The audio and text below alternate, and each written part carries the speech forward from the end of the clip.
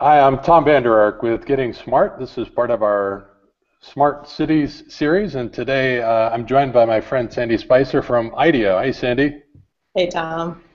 We're talking about innovation. Sandy, you guys do work with schools around the country. What stuff gets in the way of innovating for schools and districts? Great question, Tom, of course, but also a really complex one. We're focused at IDEO on innovation, and when we work with districts or schools, there's, I guess a set of patterns that I can see that both happens on the school level, but also at the system level. And some of those things are really deep. They're based on these kind of fundamental understandings. One of the things I often point out is that the way that school happened for each of us is the water we swam in, right? We spent 12 plus years of our lives embedded in a system, and it's actually really hard to understand how that system existed when we went through it. It's like being It's not often just the school. It can be the whole context of a community that sort of lives in these idealized memories of what school was for them, right? Yeah, and that's what makes it hard to imagine how it could be different, is just there's a truth that we all went through and we're so embedded in it.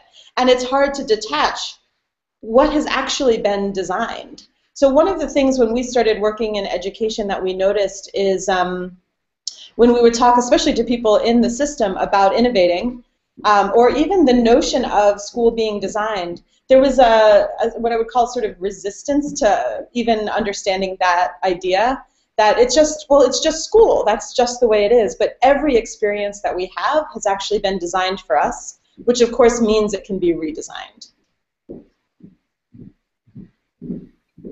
But you use the term designed loosely, because in some respects, school is this sedimentary. It's a sequence of policies and regulations, local, state, and federal, that have been sort of piled up on top of each other. Right? So, yeah. While discrete elements maybe have been designed for a particular purpose, it's this sort of accumulated sediment that makes it particularly challenging. Exactly, and it hasn't all been designed together, right? So one of the things I often joke about when you're dealing with any question in education is this thing I call insta-system. So if you speak to a teacher, for instance, "Hi, how was your day?" Within 5 minutes you get to this. The whole system is messed up, right? In the interaction, in the dialogue, we can start from what's going on for you today in the classroom, that instantly escalates to the pressures and the challenges and the politics and the dynamics of the whole of the system. And of course, the system itself hasn't been intentionally designed altogether, because the system itself is an outcome of all that's been designed. So the question starts to become, how can we piece apart all of these different dimensions and understand the effect of what we've designed in order to redesign it in a way that's centered more around the people that we're intending to serve. Sandy, when people call you, that's an interesting subset of human beings, right? Because they've figured out that they want to innovate, and so there's some set of preconditions that have happened that create enough political capital and interest to decide to innovate. But what can you say about the sort of preconditions for a successful engagement? Well, that's a really good question. I think you're right in that when people call us to help them in their journey of design, one of the things I think they're looking for is to really reconnect with who they're designing for. I think there's a lot of, we kind of said this already, there are these truths that we hold about how things work. And I think a lot of people are looking to break that, but there's all these norms that we have and all these assumptions that we make, and so sometimes people, I think, are looking for help with thinking from different angles so that we can be more creative about what we're designing. I'm thinking particularly about the want to break from the system-centered bias and actually wanting to shift toward more of a human-centered bias in the way that we're designing school.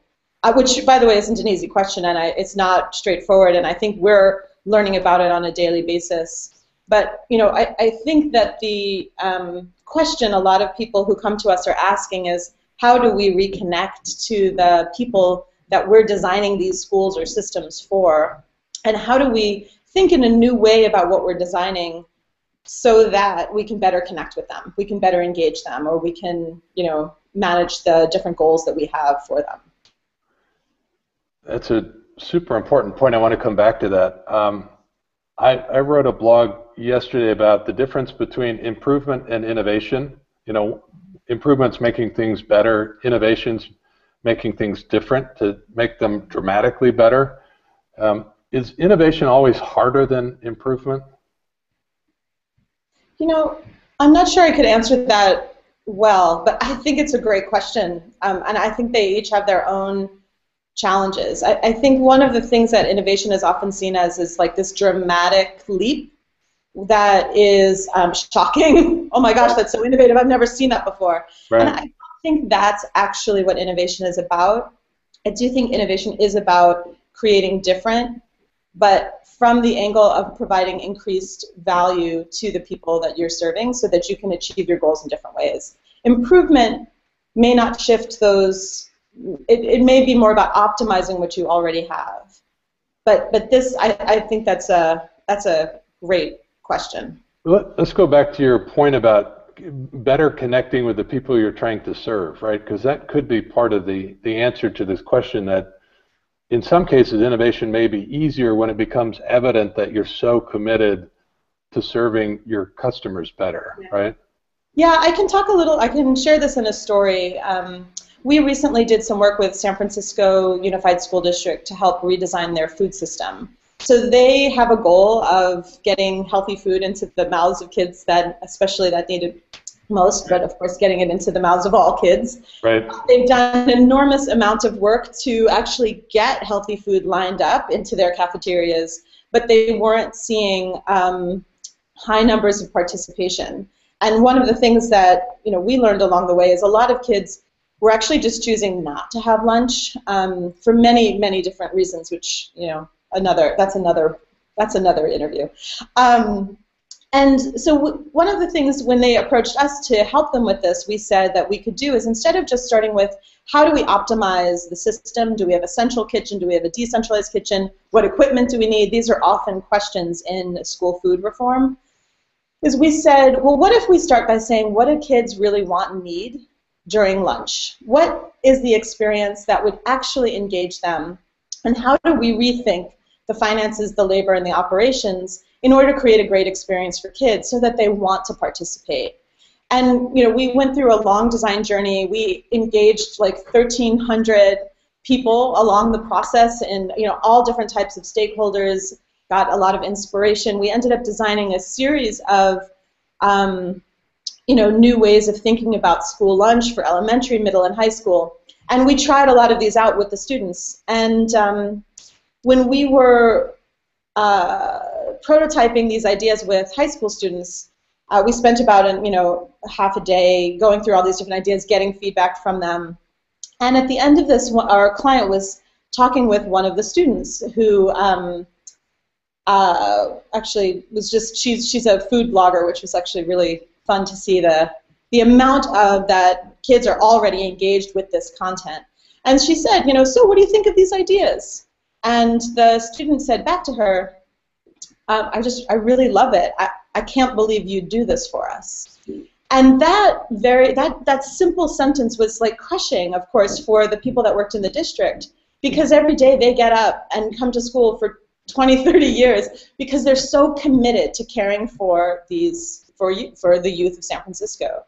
But what they learned in that interaction was that even though every day they come to school with care for the students, they weren't necessarily designing to meet the students where they were, right? So there's a difference between caring for and designing for. And when you're designing for, you have to really look at what do they really want and need. Well, you know what? They want a voice.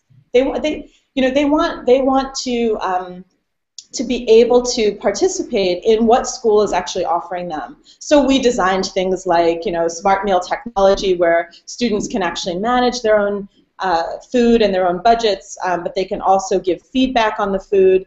And these kinds of things actually really engage the student, because that's actually how they're living, right? And schools sort of shut some of that off because we're not quite engaging them in the way that they're living today. That's a great example, and it's an example of not doing innovation to people, but doing it with and for them, and in a way that creates this sort of win-win-win scenario. But this design thinking is not something just for educators. You really think we ought to see more of it in the classroom, don't you? Yeah, I feel like there's a few different levels that we could talk about design thinking. One is it's really, design thinking is about a process for addressing challenges, and ideally, this process actually helps you get to new solutions. Right. So you get new inputs, you create new outputs. Right. And so we could see that as an approach to addressing challenges in education, food system.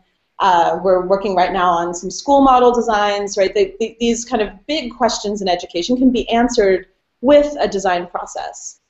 But also, design is an incredibly powerful way to learn, because you have to understand so many different dimensions of questions in order to create a new for it. So we can see this not just as an approach to problem solving, but an approach to teaching and learning. Right. And so we're also seeing a lot of schools pick up the idea of design thinking as pedagogy, right, as a way to learn about different sort of real-world questions and all the dimensions that go into it. We're also seeing and this is, I don't have a lot of examples of, but I think it's a really interesting provocation, is design thinking as school culture. Right. So one of the things we see all the time when we work with teachers or even folks in the district is they want to instantly go to, well, this process is really inspiring. I learned a lot. Let's teach with it. Right. But one of the things that misses is the cultural context that you need in order to be able to innovate routinely, in order to be able to have the creativity at your disposal, is you want to think about the culture surrounding the work that you're doing. And so I think there's actually a really interesting opportunity for design thinking to be seen as inspiration for how we're even setting up our organizations at the school level. That's awesome. So we've talked about design thinking as a pedagogy, as a culture, and then really as a system intervention strategy, and that's very cool. Sandy, we appreciate your work and your contribution to Smart Cities. Thanks. All right, thanks, Tom.